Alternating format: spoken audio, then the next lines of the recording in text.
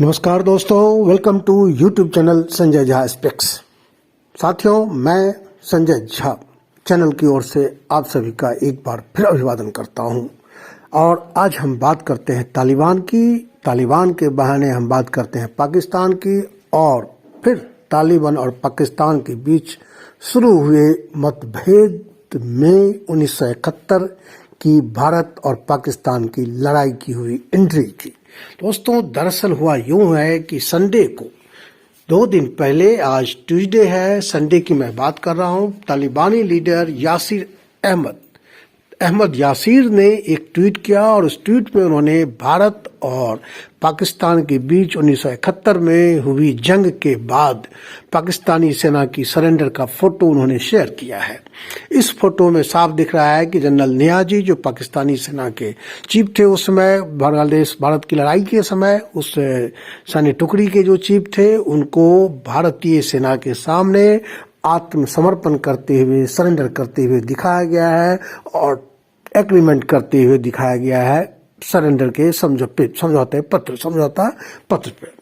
दोस्तों, उसके बाद केवल ये फोटो शेयर केवल इस फोटो को शेयर किया जाता तो कोई बात नहीं थी।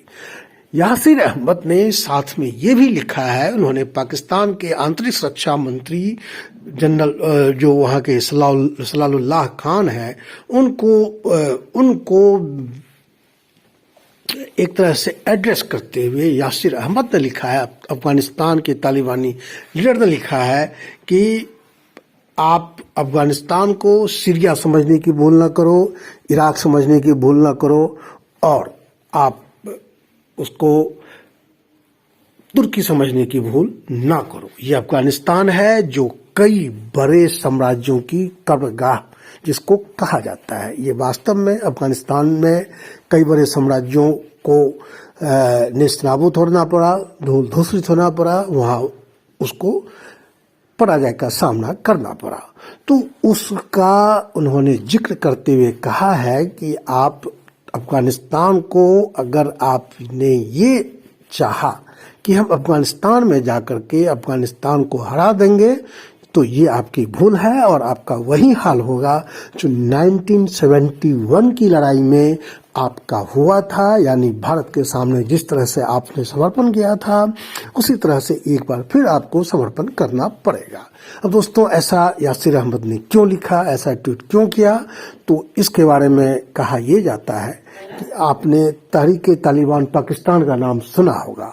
दरअसल ये तालिबान का वो ग्रुप है जो अफगानिस्तान की तरह ही पाकिस्तान में तालिबानी शासन कायम करना चाहता है और इसको तालिबानी शासन का समर्थन प्राप्त है, ऐसा कहा जा रहा है।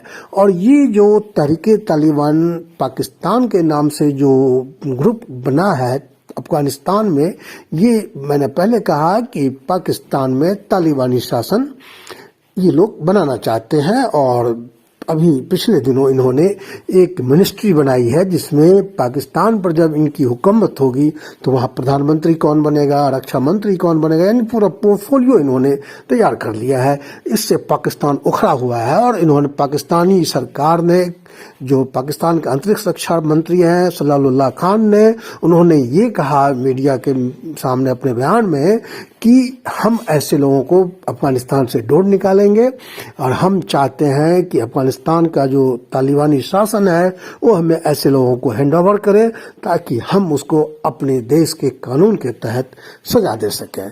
और अगर उन्होंने सलाउल्लाह खान ने ये चेताया कि अगर तालिबान ने ऐसा नहीं किया तो फिर हमें अफगानिस्तान में जाकर के अटैक करके उन लोगों को पकड़ने का, उन लोगों को दंडित करने का अधिकार है।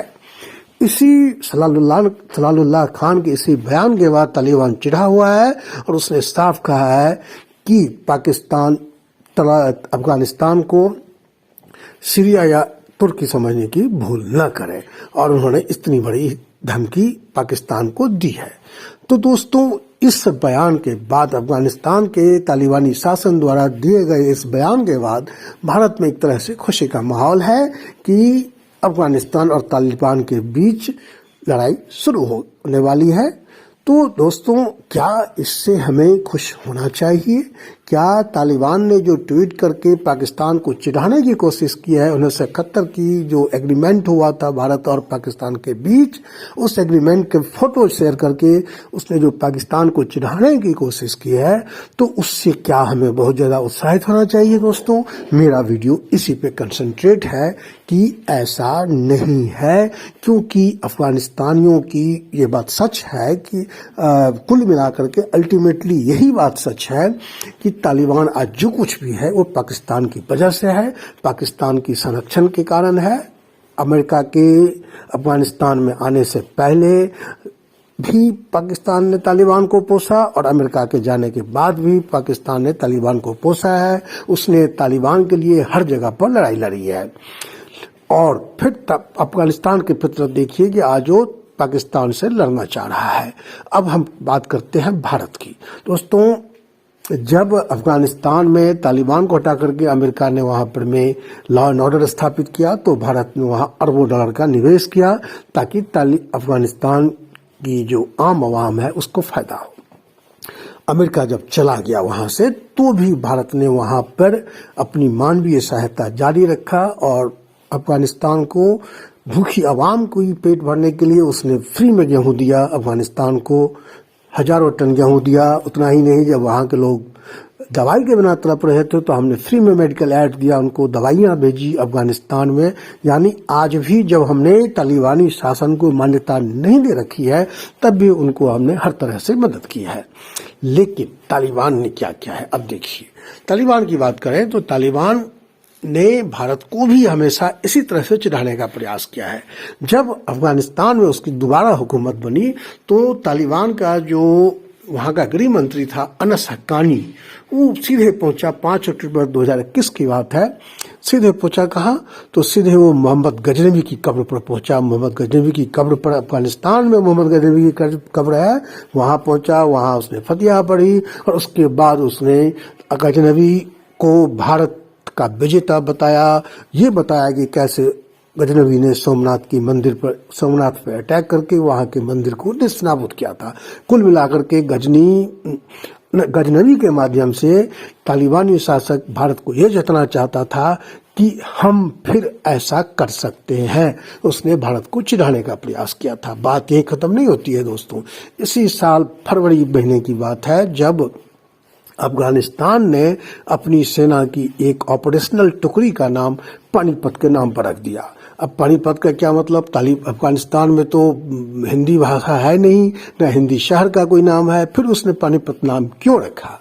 वो नाम इसलिए रखा कि तालिबानियों को पता है कि 1761 में अफगानी शासक अहमद शाह अब्दाली ने भारत पर आक्रमण किया था और पानीपत में उसने मराठा सेनाओं को पराजित किया था। उसमें मराठाओं को बहुत नुकसान झेलना पड़ा था। ये अलग बात है कि उससे पहले 2 बार मराठा सेना ने अफगानियों को पराजित किया था और पानीपत की तीसरी लड़ाई के बाद भी मराठों ने अपनी इस हार का बदला लिया था।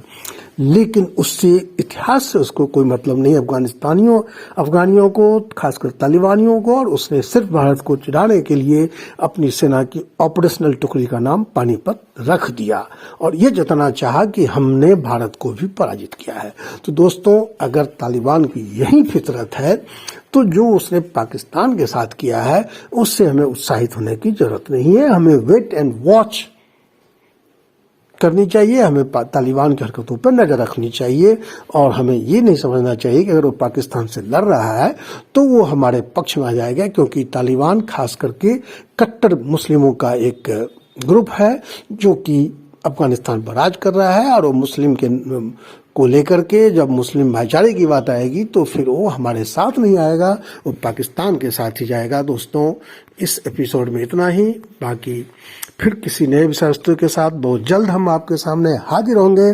तब तक के लिए आप मुझे इजाजत दीजिए। Thank you. आपका दिन शुभ हो। जय हिंद।